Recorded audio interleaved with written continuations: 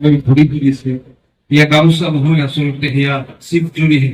যেনেকে এই 5 বছৰে আমাক ৰাজনৈতিকভাৱে হত্যা কৰিছিল, আহি থকা আৰু 5 বছৰে আমাক ৰাজনৈতিকভাৱে হত্যা কৰাৰ ষড়যন্ত্ৰ ইউপিপিএল দলে কৰি আছে। এই গামোচাখন আপোনালোকে সন্মান বুলি নাভাবিব। আপোনালোকৰ গলত মই পুনৰবাৰ কৈছো, শিৱজুৰি এডাল এডাল ওলমাই দিছে। এই উপশক্তিৰ পৰাই যদি পৰিত্ৰাণ পাব লাগে, তেতিয়াহ'লে শক্তিশালী ইণ্ডিয়াৰ লগত থাকিব, যাৰ সংকল্প আৰু উদ্দেশ্য বিটিচি খনক লৈ, যাৰ সংকল্প আৰু উদ্দেশ্য যদি সামগ্ৰিকভাৱে বিটিচিৰ উন্নয়ন হয়। আমাৰ উপৰোক্ত বক্তাসকলে কৈছে যে চাকৰিৰ নামত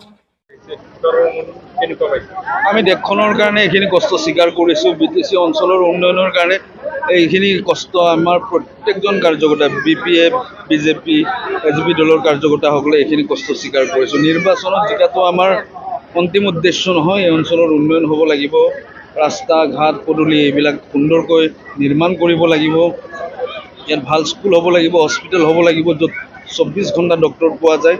তেনেকুৱা এক বৃহৎ স্বাৰ্থত আমি দিনে নিশাই কাম কৰি আছোঁ, কাৰণ আমাৰ বিশ্বাস আছে ডক্টৰ হিমন্ত বিশ্ব শৰ্মা ডাঙৰীয়াৰ ওপৰত, আমাৰ বিশ্বাস আছে হাগ্ৰামা মহিলাৰী ডাঙৰীয়াৰ ওপৰত।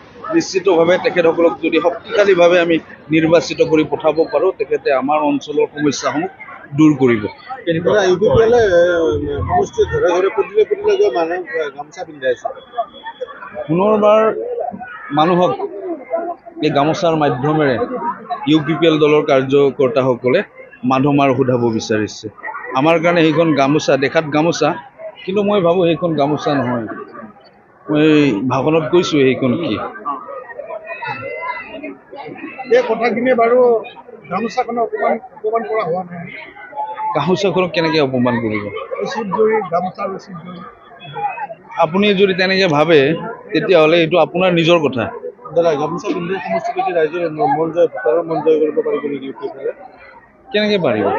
5 বছৰ প্ৰতাৰণা কৰিলে আৰু এতিয়া কেনেকৈ বিশ্বাস কৰিব? প্ৰত্যাখ্যান কৰিছে যোৱাটো BTC নিৰ্বাচনত, আৰু পুনৰবাৰ ৰাইজে সেই একেটা ভুল নকৰে। এটা আশা কৰি আছে পবিত্ৰ বড়ো হওক বা প্ৰমোদ বড়ো।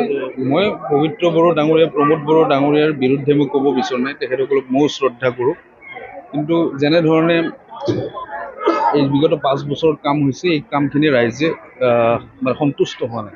সেই কথাখিনিৰ ওপৰত ভিত্তি কৰি মই কথাখিনি কৈছোঁ। বিভাজনৰ ৰাজনীতিৰ নচলে যিসকল মাৰ্ক্সবাদীয়ে কৰিছে, সেই প্ৰসংগত আপুনি কৈছোঁ BTCত কেনেকৈ চলিব। আমি ইয়াত যেতিয়া বড়োৰ মানে নামেৰে ৰাজনীতি কৰি আছিল, তেতিয়াও আমি এইটোৰ বিৰোধিতা কৰিছোঁ। আৰু ইয়াত শ্ৰেণী বিভাজন কৰি ৰাজনীতি কৰাৰ পৰিৱেশ বৰ্তমান নহয়। সকলোৰে উন্নয়ন হৈছে, প্ৰত্যেকজন ব্যক্তিয়ে প্ৰত্যেকটো পৰিয়ালে কিবা নহয় কিবা সহায় চৰকাৰৰ ফালে পাইছে, যাতে সমাজৰ শেষৰজন ব্যক্তিক আমি অৰ্থনৈতিকভাৱে, সামাজিকভাৱে, সাংস্কৃতিকভাৱে আগুৱাই লৈ যাব পাৰোঁ। তাৰ যি ব্যৱস্থা চৰকাৰখনে যিহেতু কৰি আছে, তেনেকুৱা মানসিকতাৰে, তেনেকুৱা মানে আদৰ্শৰে বৰ্তমান ৰাইজক বিপথে পৰিচালনা কোনেও কৰিব নোৱাৰে। হ'ব দিয়ক।